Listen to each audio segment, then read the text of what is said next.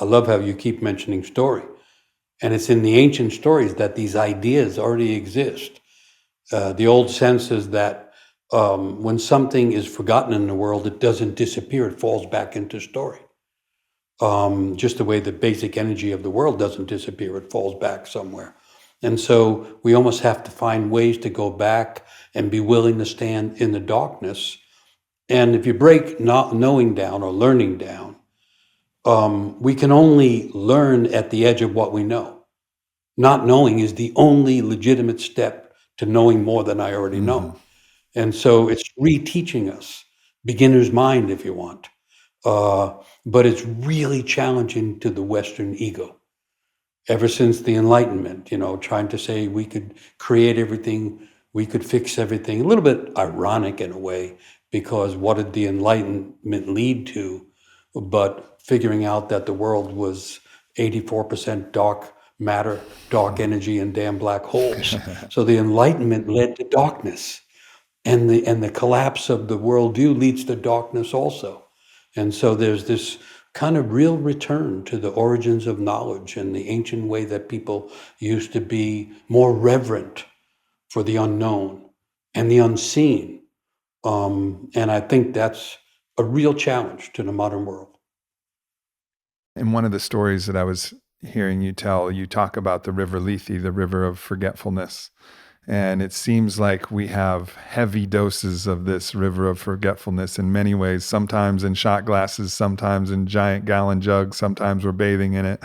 And but the key point that you were making is that on the other side of that is that there is a knowing that's underneath the forgetfulness, right? So it's like the story is actually known and the truth is actually known. And it's actually not that we need to discover it, it's that we need to remember it.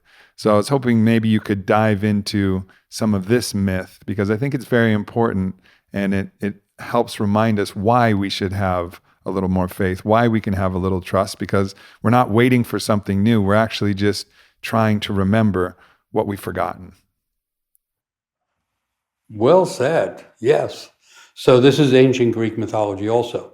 So the ancient Greeks had the idea that the underworld was right there below our feet, and you could fall into it at any moment. Feeling sad or depressed was considered falling into the underworld. And so they had this kind of a dynamic relationship to the underworld, which I find really helpful, because in the modern world, you can fall right out of things in a moment when you find out about the latest tragedy or the latest, problem from climate crisis, many crises that we're facing. So they had a populated underworld that was the source of knowledge. And there were two rivers in the underworld. One ran on one side, the river Lethe. Lethe is the word from which we get lethal, lethargy. So that's the river of forgetfulness. It was called the river of unmindfulness, or the river of forgetfulness. And then on the opposite side, running in the opposite direction, was the river Mnemosyne. Mnemosyne is the word from which we get memory. And so it's the river of deep memory. And so all of us at times fall into that lethe, I agree. It's bottled and sold, and wildly consumed as a spirit of forgetting. And forgetting is necessary at certain points, but there's also the deep remembering. And so the river Mnemosyne would go back to the well of deep memory. And so the old idea in many indigenous cultures is that each person's soul is tied to the soul of the world and has access to the deep well of memory. And so there's things inside us that actually know things that we don't know. And then the other important thing about the river Mnemosyne, or the stream of remembering, is Mnemosyne was the mother of the muses. And so the muses are all the arts. And so the arts are the antidote to all the forgetting. And then also the arts are the daughters of Mnemosyne are the muses, who are the source of inspiration. Muses are from which we get the word musical. Museum means house of the muses. And not only that, we get a musing from the muses. So the comedians and the artists and the painters and the writers are all being inspired by the muses, and most people don't even know it. I know artists that don't know that. So people don't realize that in the state of accepting we don't know, all of a sudden there's room for the muses to come in and inspire us. And so there's this whole great river of knowledge that I want to echo what you said. We are here to remember that. And to remember means to bring the members that aren't present into consciousness, members, parts of ourselves, to piece it back together, all that has fallen apart and been forgotten. So this is a really powerful time to be alive if a person can accept that it's falling apart. And here's another idea that I like, that when it's not working, when everything seems to be falling apart, there is an acceleration of calling. Having a calling, having a vocation becomes more possible, or the message can get through because the instability of the environment, the cracking of the shell of culture allows these messages from the river Nemesis, from memory, from the other world, from the muses, however you want to name it, the things that are not measurable, the things that are the source of creation and even the source of humor can get through more as the things around us become less solid. It seems that this becomes obvious when we look at ourselves in a way, and again, using the self as a model for the bigger stories, which is a great way to model. It obviously doesn't exhaust all of the stories to use the self, but it can model the stories, and to understand that in our moments, in our own dark nights of the soul, in those times where we're, things are challenging and we're heartbroken and things are difficult, like what comes out of us? Usually our greatest art, our greatest passions, our greatest inspirations. And unfortunately, we have a culture that is trying to sell us and convince us that we should never go to the underworld. Oh, you're sad, depressed, heartbroken? Take this pill, do this thing, fix this immediately. This is not good.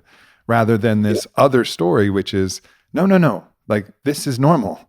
This is what we all do. This is the time. This is your time in the underworld. Honor that. Accept that. Have your community that can hold the space for you and say, yes, go. Explore down there in Hades for as long as you need. Take as much time, talk to as many people down there, feel as many things, explore as much as you like, and we'll be there with you on the other side as well. And potentially even we're willing to go down there with you, and be there with you in the darkness. And that's compassion, really. Compassion with suffering, with someone suffering. That's the real root of compassion, is like, not that, oh, I feel bad for you, let me up here pity you. No, compassion is, I'm with you. I'll go down there with you. I'll feel what you feel. We'll go in this together, and then we'll come out of this together, and we'll be even more inspired. We'll be filled with that greater level of passion. But that's this kind of key idea that is not part of our current zeitgeist. It's not part of our current cultural story, which is, the descent to the underworld. The underworld is bad. Avoid it at all cost, and ameliorate it at any price, whether that's through some drug or some escape or some other thing.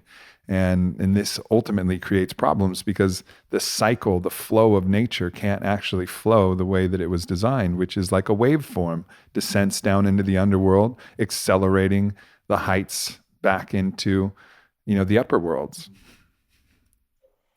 Yeah. Part of what's been lost is the whole sense of the regenerative energy of nature, the recreative or energy of the world. So human nature is secretly connected to great nature. That was one of the big divisions that happened when Western world got fascinated with subject-object and pretended that they weren't secretly connected. And we lost the connection to nature and to the earth. But our human nature is secretly connected, like to those deep rivers and to the deep emotions, but especially to this regenerative, recreative energy. And you said it earlier, that we're really supposed to die and be born again and again. Like when I meet someone who says, I'm born again, and I say, yeah, keep going. Like, it's not one time born again. in the course of life, the old idea is die before you die. That was the old statement. Or the Irish have a proverb that says that death is the middle of a long life. In other words, if we don't let the little self die, we will die, or we'll be back in the zombie form. We'll be walking around but not alive. African proverb. When death finds you, let it find you alive. That's what we're supposed to do. And so they used to have a division between little death and big death. Big death comes at the end and it has a finality to it. Little death is supposed to happen many times along the way. We die a little and we grow a lot. This is the time of ashes. This is the time of accepting that kind of dying. Dying of the ego so that the self or the soul can expand. Another old idea. If you're going through a difficult time or a tragic time, you're either going to come out a smaller person or a bigger soul. If you come out the same, it wasn't really a tragic time. It wasn't really a true struggle. So every time we're in the struggle, we're in the birth canal in a way. And we're either going to come out a smaller person or we let go a bit.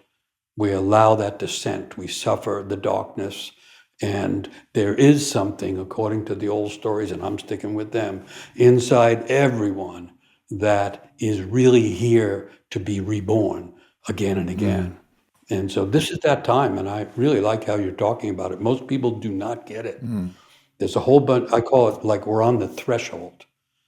We're in the collective rite of passage on the threshold.